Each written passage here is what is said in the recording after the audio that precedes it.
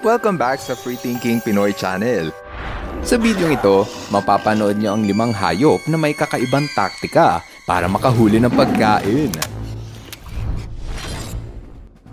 Simulan natin ang kwentuhan sa ika-5 pwesto.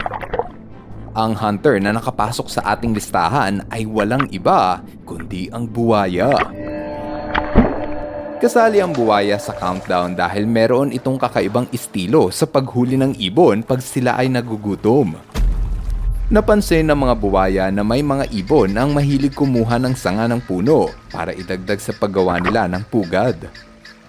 Madalas kinukuha ng ibon yung mga sanga na nahulog sa tubig. Dahil dyan, ang buwaya ay natutong magdala ng sanga ng puno habang lumalangoy sa pag-asa na may ibon na lalapit sa kanya para kunin ang kahoy. Kapag lumapit ang ibon, agad niya itong sasakmalin. Panglima sa ating countdown ng mga tusong hunter ang buwaya dahil hindi mo inakala na ganun pala katalino ang mga hayop na ito. Napaisip tuloy ako, ano pa kayang diskarte ng buwaya para makahuli ng pagkain?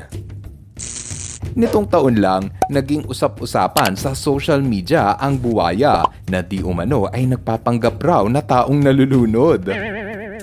Kitang-kita sa video na nakataas sa mga kamay nito na parang kamay ng tao na humihingi ng tulong. Suspetsya ng iba, nagpapanggap lang daw ang buwaya na parang taong nalulunod para pag may taong lumapit upang tumulong, sa kanya ito sasakmalin.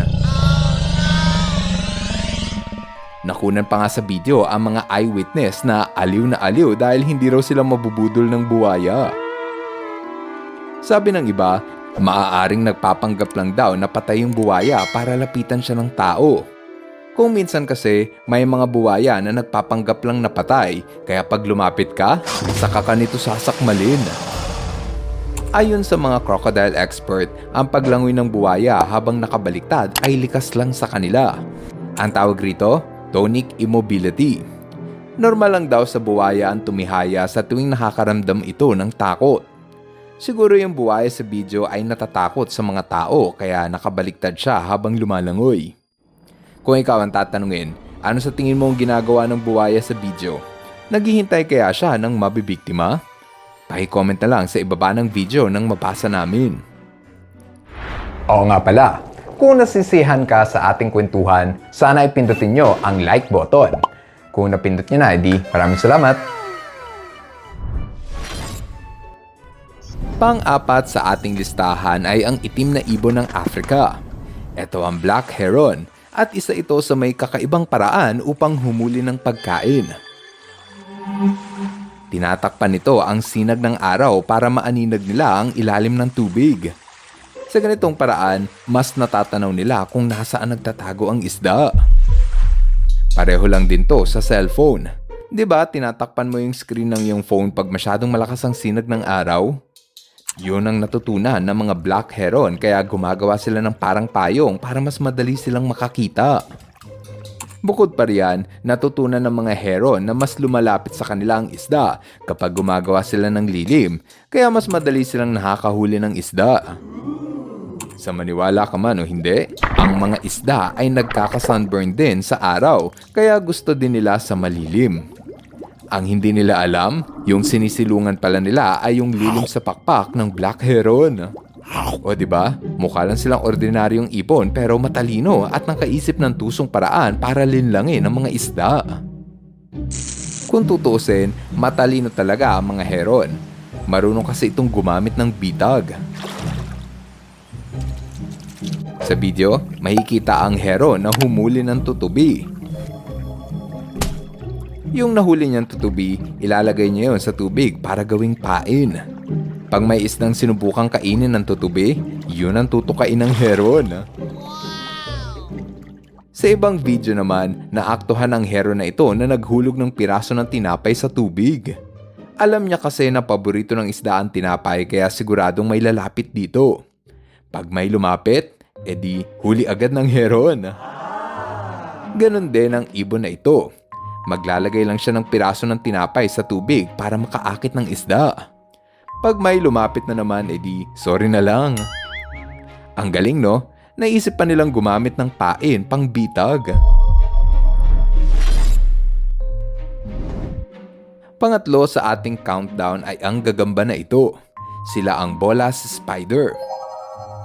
Kung ang ibang gagamba ay matyagang naghihintay ng pagkain na mapapadikit sa kanilang sapot, pwes, ibahin mo ang Bolas Spider. Paano ba naman? Gumagamit kasi ito ng pamaltik na gawa sa malagkit na likido na binalot ng madikit na sapot. Sa tuwing nagugutom ang Bolas Spider, naglalabas ang kanilang puwet ng sapot na may malagkit na likido. Tapos, ibinabato nila ito sa mapapadaan na gamo-gamo.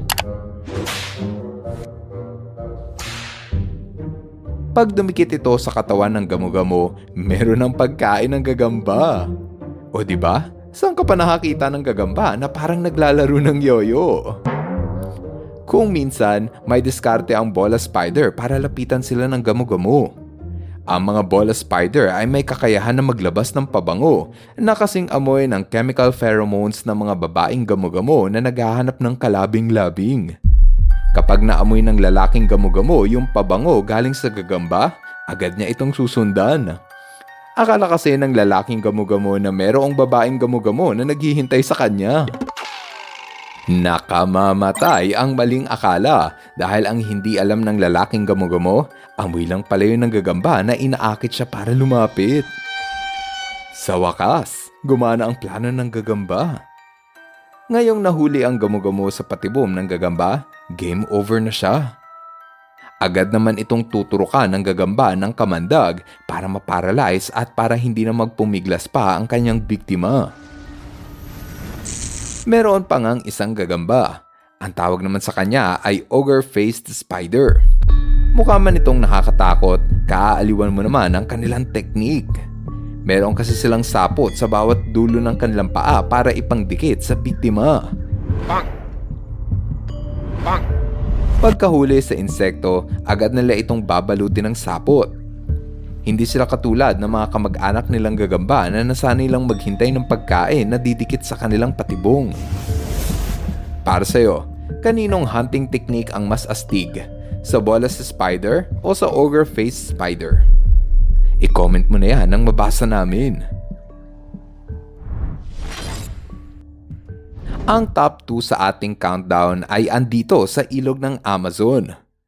Mukha lang itong ordinaryong isda, ngunit meron itong kakaibang kapangyarihan. Pasok sa ikalawang pwesto, ang electric eel. Gumagamit kasi ito ng kuryente para makahuli ng pagkain. Madilim kasi sa ilalim ng tubig at halos wala silang makita, kaya umaasa ito sa kuryente para matuntun kung nasaan nagtatago ang isda na pwede nilang kainin. Ang tawag rito, electroreceptor. Kapag ang electric eel ay gustong kainin ng isda, kukuryentehin niya ito hanggang sa maparalisa. Sa ganong paraan, madali na lang niyang mahuhuli ang isda nang walang kahirap-hirap. May paraan ng mga igat na ito para maglabas ng kuryente. Ang katawan ng electric eel ay puno ng espesyal na cell na parang baterya na gumagana. Ang bawat cell sa kanilang katawan ay kaya maglabas ng 10 boltahe. Pero pag nagsabay-sabay silang gumana, kaya na neto magbigay ng napakalakas na kuryente. Bilang matinik na hunter, ito ang kanilang superpowers. Bukod sa paghahanap ng pagkain, ginagamit din nila ito bilang depensa sa kanilang mga kalaban. Kaya pa nga nitong talunin ng buwaya pag kinuryente nila. Dahil dyan, binabalaan ng mga tao na huwag hawakan ng electric eel dahil sobrang delikado ito. Maski nga ang grupo ng kabayo ay mapapatalon pag kinuryente sila ng isda na to. Kaya naman dahil sa pambihirang kakayahan ng electric eel, hindi sila mawawala sa listahan ng matitinik na hunter. Ngayong napanood nyo ang 4 na predator na may kakaibang paraan ng panguhuli ng biktima, oras na para makilala nyo na ang nakakuha ng pang-numero 1 pwesto. Para makilala ang predator na may kakaibang hunting technique, dapat tayong tumungo sa Australia. Dito sa lugar na ito, kaliwat kanan ang pagkalat ng sunog dahil sa isang sospek na may masamang pinaplano. Ang sospek sa pagsunog ng lugar, walang iba kundi ang mga lawin. Sila ang pang top 1 sa listahan dahil sinusunog nito ang paligid para makahanap ng pagkain. Ilang beses na kasing naaktuhan ang mga lawin na kumukuha ng kahoy na may apoy, tapos bibitawan nila ito sa damuhan para magsimulang kumalat ang apoy. Sa ganung paraan, masusunog ang buong lugar at magsisimulang magsilabasan ang mga hayop sa ilalim ng lupa. Maglilitawan din ang mga insekto na nagtatago sa damuhan, kaya ito ang tsansa ng mga lawin para dagitin ang mga biktima. Isipin mo yon, meron palang lawin na nagkakalat ng apoy para makahanap ng pagkain. Ang tatlong lawi na madalas magkalat ng sunog ay ang black kite, whistling kite at brown falcon. Ang tawag sa kanilang tatlo, firehawks. Sobrang sama naman pala ng mga ibon na ito para magsunog ng gubat. Dito sa Australia, normal lang ang may maraming lawi na lumilipad sa paligid dahil sila din naman ang nagkalat ng apoy at ang mga lawin lang din ang nakikinabang pag may apoy. Yung mga hayop na nadedo sa apoy, magiging laman tiyan din ng ibang ibon. Kumbaga, ang ganito kalaking sunog ay kagustuhan ng mga ibon at pinakikinabangan din nila. Palibasa kasi, lumilipad lang sila kaya madali lang sa kanilang umiwas sa apoy. Ayon sa mga eksperto, maaaring karamihan sa mga wildfire sa gubat at kapatagan ay nagsisimula dahil sa pangsusunog ng mga lawin.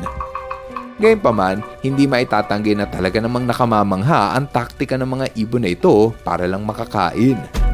Kaya naman dahil dyan, ang mga lawin o firehawks ang ating tatanghalin bilang predator na may pinakamahusay na taktika sa panguhuli ng pagkain. Ngayon, andito na tayo sa ating shoutout portion. Hello kay Erwin P. Asuncion. Hello rin kay Jake Baloran. What's up kay Ron Julian Gallianoso. Shoutout kay Patrick A. Slaksamana. Advance happy birthday kay Eileen Espinosa. At kay Jacob Ezer M. Agulay. Maligayang bagong taon sa inyong lahat at salubungin natin ang 2026 ng puno ng pag-asa. Huwag masyadong magpapaputok ha kasi takot yung mga doggies na masyadong maingay. God bless your family, maraming salamat sa inyo at kita-kita tayo next year. Bye-bye! Hello mga ka-FTP, ako si Nomer at nagpapasalamat sa inyong panunood. Kung nagustuhan nyo ang video ito, subscribe na sa FTP channel. Don't forget to hit the subscribe button para updated ka sa mga bagong videos. Paalam!